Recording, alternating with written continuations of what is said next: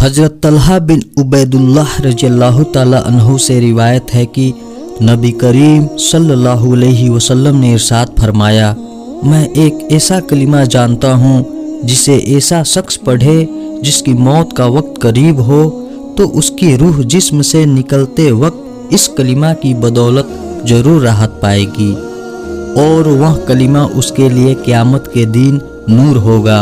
वह कलिमा ला इलाहा इल्लल्लाह है।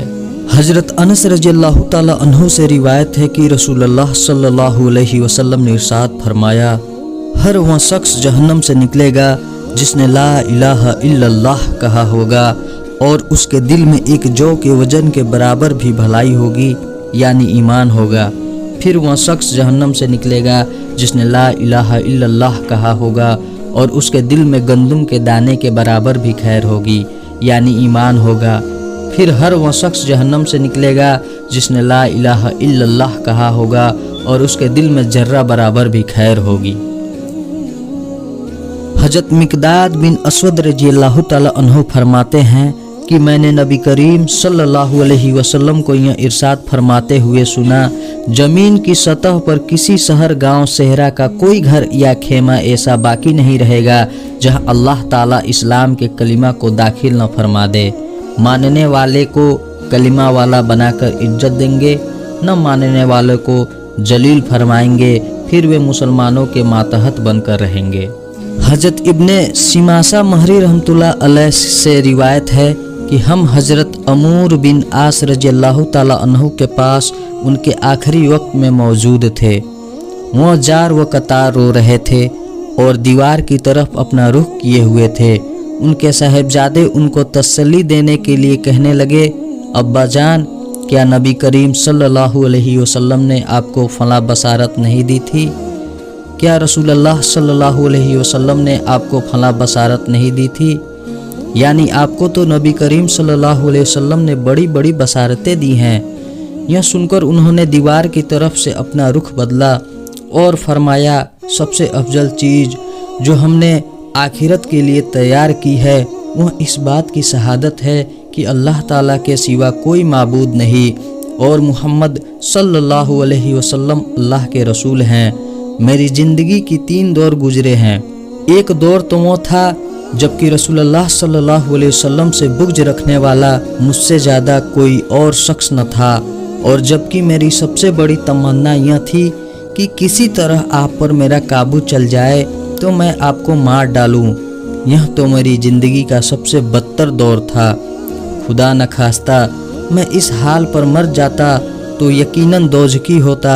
इसके बाद जब अल्लाह ताला ने मेरे दिल में इस्लाम का हक होना डाल दिया तो मैं आपके पास आया और मैंने अर्ज़ किया, अपना मुबारक हाथ बढ़ाइए ताकि मैं आपसे बैत करूं।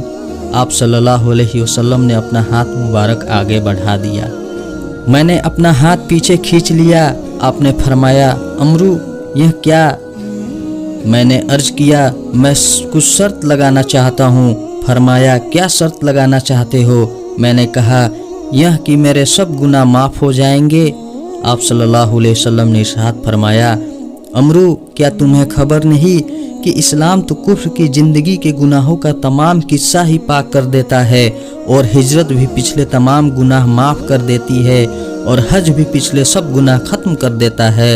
यह दौर वह था जबकि आपसे ज़्यादा प्यारा, आपसे ज़्यादा बुजुर्ग व बरतर मेरी नज़र में कोई और न था। आपकी अजमत की वजह से मेरी यह ताब न थी कि कभी आपको नज़र भर कर देख सकता। अगर मुझसे आपकी सूरत मुबारक पूछी जाए तो मैं कुछ नहीं बता सकता क्योंकि मैंने कभी पूरी तरह आपको देखा ही नहीं। काश अगर मैं इस हाल पर मर जाता तो उम्मीद है कि जन्नती होता, फिर हम कुछ चीज़ों के मुतवल्ली और जिम्मेदार बने और नहीं कह सकते कि हमारा हाल उन चीज़ों में क्या रहा। यह मेरी ज़िंदगी का 3रा दौर था। अच्छा देखो, जब मेरी वफ़ात हो जाए तो मेरे जनाजे के साथ कोई वावेला और शोर व सगब करने वाली औरत न जाने पाए, न जमाना जाहलियत की तरह आग मेरे जनाजे के साथ हो।